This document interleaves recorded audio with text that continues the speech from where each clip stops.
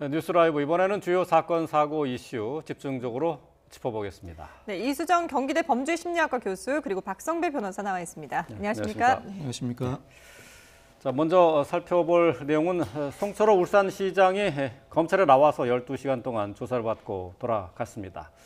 자, 어제 조사를 받았는데 피의자 신분으로 나와서 조사를 받은 거죠? 예, 검찰이 어제 송철호 울산시장을 피의자 신분으로 조사해서 12시간 동안 조사를 이어나갔습니다. 관련 수사가 개시된 이후에 송 시장의 조사는 어제가 처음이었는데 네.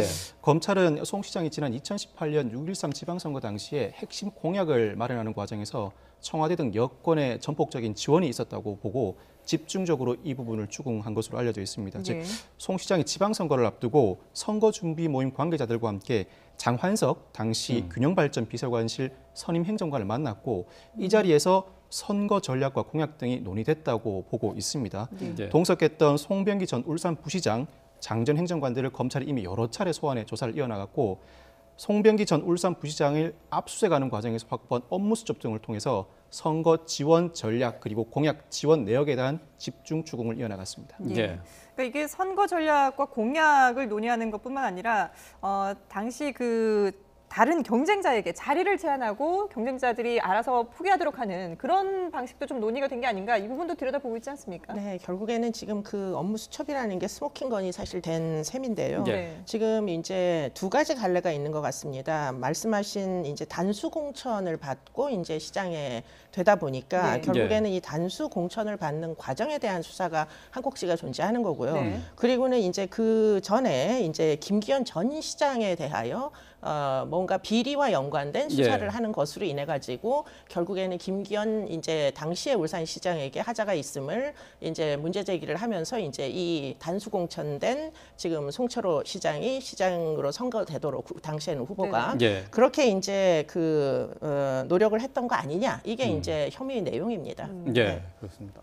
자, 이 송철호 시장과 관련해서는 이제 정리를 해주신 것처럼 크게 이제 세 가지로 볼 수가 있어요. 수사 갈래가 이제 세 가지로 나눌 수가 있는데, 먼저는 이제 선거 공약과 관련한 내용이고, 그리고 그 다음에는 이제 공천 받는 과정, 그리고 이제 김기현 전 울산시장과 관련한 비위 제보 관련돼서 어떤 역할을 했느냐, 그런 부분이 되겠죠. 그렇습니다. 송철호 시장의 경우에는 공약을 마련하는 과정에서 적극 지원받았다는 것을 넘어서서 지원을 적극적으로 요청했는지 여부를 집중적으로 수사했을 것이고, 그 외에도 하명 수사 과정에서 타 당의 경쟁자라고 할 수 있는 당시 김기현 울산시장에 관한 제보 수사에 적극 개입했는지 여부도 집중적으로 수사가 이루어졌을 것으로 보입니다. 송철호 시장이 수사의 정점에 있다고 평가될 수 있는 상황이기 때문에 부시장 그리고 관련자들에 대한 소환 조사가 여러 차례 이루어졌고 압수물에 대한 분석도 상당 부분 이루어졌죠. 물론 검찰이 구속영장을 송병기 전 울산부시장에 대해서 청구했지만 기각된 바가 있습니다. 만약 영장이 발부됐다면 송철호 시장에 대한 소환 조사 일정이 상당히 빨랐겠지만 기각된 상황에서 나름대로는 추가 조사를 이어나간 다음에 송철호 시장이 단순히 수혜를 입은 것을 넘어서서 관련 전반에 적극적으로 개입했는지 여부에 대해서 집중적으로 추궁하지 않았을까 싶습니다. 어쨌든 이제 공천 과정에 대한 의문점은 아직도 많이 남아 있어요. 이제 그 당시에 울산시장 후보로는 임동호 전 최고위원도 같이 뛰고 있었던 상황이었었는데, 자, 임동호 최고위원을 주저앉히는 과정에 송철호 시장이 어떤 사정을 알고 있었고 어떤 역할을 했는지, 이 부분도 중요한 것 아닙니까? 그렇습니다. 송철호 시장과 직접적으로 만났다는 청와대 인사들이 여러 사람 나열되고 있고요. 그 당시에 임종석 전 실장과 한병도 전 정무수석이 임동호 전 최고위원을 만난 자리에서 공직을 제안한 것 자체가 이른바 공직선거법상 매수 및 허위 유도죄에 해당한다고 보는 것이 검찰의 시각입니다. 그 과정에서 단순히 수혜를 받은 것이 아니라 송철호 시장도 적극적으로 개입했을 것이라는 그 가능성을 열어두고 있는 것이고, 검찰은 공약 마련 지원과 경선 포기 종용 과정에서 청와대의 참모들이 적극적으로 개입을 했는데 이러한 개입은 당시 임종석 전 비서실장의 제가 없이는 이루어질 수 없다고 보고 있습니다. 즉, 검찰은 선거 개입의 최종 결재자가 임종석 전 비서실장이라고 보고 있습니다.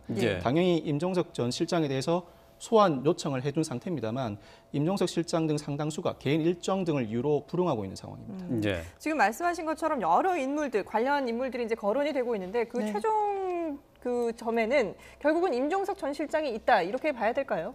그럴 가능성이 완전히 배제되기는 어려워 보입니다. 예. 왜냐하면 그 당시에 이제 비서실장이었고 그 밑에 이제 여러 명이 지금 거론이 되고 있어서 민정수석실에다가 정무수석실에다가 사실은 한두 이제 그 부서가 아니다 보니까 네네. 그러면 그 위에 있던 이제 비서실장이 이런 뭐 여러 가지 그 활동을 모를 수 있느냐가 이제 제일 큰 의문으로 지금 부각되고 있고요. 네. 그렇기 때문에 지금 말씀하신 대로 수사는 불가피하다 이렇게 이제 보고 있는데 이제 여러 가지로 지금 지연이 되고 있는 상태고 지금 그건 말고도 이제 뭐 전 이제 시장 김기현 전 시장에 대한 수사는 또 황운하 청장이라는 분이 네. 지금 또 연루가 되어 있어서 그렇죠. 그분도 앞으로 이제 수사를 이제 진행할 것으로 보입니다. 예.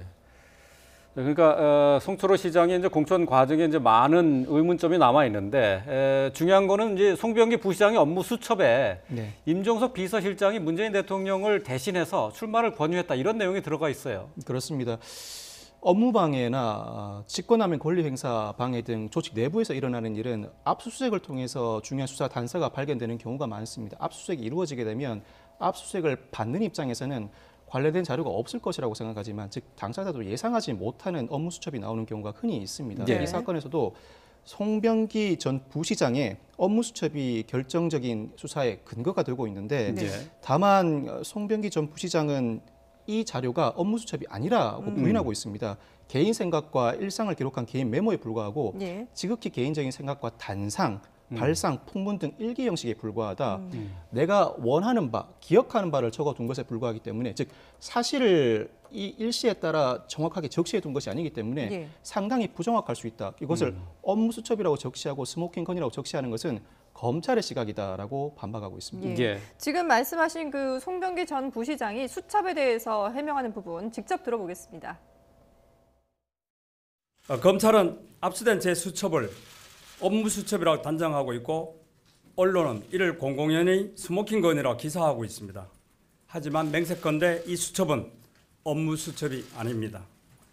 업무 수첩은 통상 직장 내에서 주어진 업무를 수행하기 위하여 통상 유가 원칙에 의해 장소, 시간, 계획, 실행 등이 상세히 기록되는 것이 업무 수첩이지만 제 수첩은 어느 스님과의 대화 등 지극히 개인적인 단상과 소회, 발상, 풍문 등을 적은 일기 형식의 메모장에 불과합니다.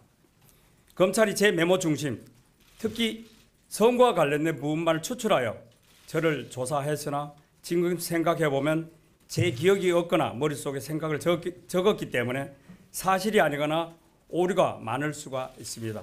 예.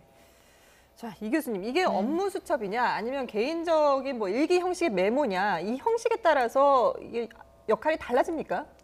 일단 지금 주장하시는 내용은 그런 것으로 보입니다. 네. 이게 뭐 언제 어느 때 이런 것들이 기록해야 되는 업무 수첩의 내용이 아니기 때문에 네. 일종의 이제 신빙성이 떨어지는 뭐 나의 주관적인 어떤 의식의 흐름이었다 이렇게 이제 주장을 하시는 걸로 보여요. 네. 그런데 문제는 그 안에 있는 내용 중에 물론 지금 이분이 말씀을 하시는 그런 일상적인 에세이 같은 그런 내용도 있습니다. 네. 그런데 그것이 아니라 구체적으로 이제 상당 부분 그 당시에 여러 가지 이제 그 상황을 객관적으로 이제 적어놓은 문장들도 있기 때문에 검찰에서는 그런 것들을 토대로 해가지고 예를 들자면 뭐 임동호를 이제 어떻게 할 수 있는 뭐 누가 어떻게 하면 임동호 씨가 이제 경선에 출마를 안 하고 뭐 이런 식의 이제 내용들이 있다 보니까 그런 종류의 내용을 일기 같은 형식에다 적지는 않는다는 거죠. 네. 그러다 보니까 이제 적혀 있는 내용을 토대로 해서 지금 수사가 광범위하게 이루어진 것으로 보입니다. 네.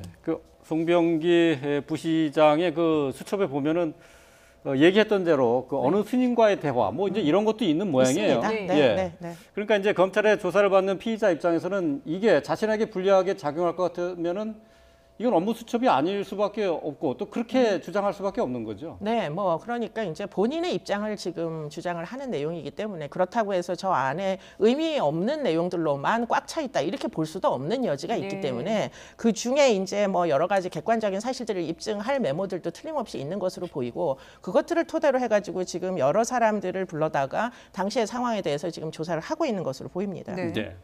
자, 송 시장은 뭐 그동안 의혹과 관련해서 이런 표현을 했습니다. 펑펑 내리는 눈이 그치면 눈을 치우는 그 심정을 밝히겠다라고 했는데 이건 어떤 의미로 해석을 해야 됩니까? 지금 해명에 보아야 제대로 들리지 않을 것이라는 예. 취지이고 네. 적절한 때 자신의 입장을 밝힐 필요가 있을 것이다라고 자신의 입장을 내놓기도 했었죠. 네. 그런데 이 사건의 경우에는 검찰 입장에서는 상당히 급한 것 같습니다. 당장 오는 23일 중간 간부 인사가 예정돼 있는데 그 과정에서 수사 실무진이 대폭 교체될 수 있다는 위기감이 작용돼 있습니다. 네. 따라서 관련된 관련자들을 일찍 소환해서 조사를 이어나가고 압수수색을 통해서 기록으로 남겨둠으로써 혹여나 실무진이 교체된다고 하더라도 수사를 계속 이어나갈 수 있을 만한 상황을 조성하려고 하고 있고요.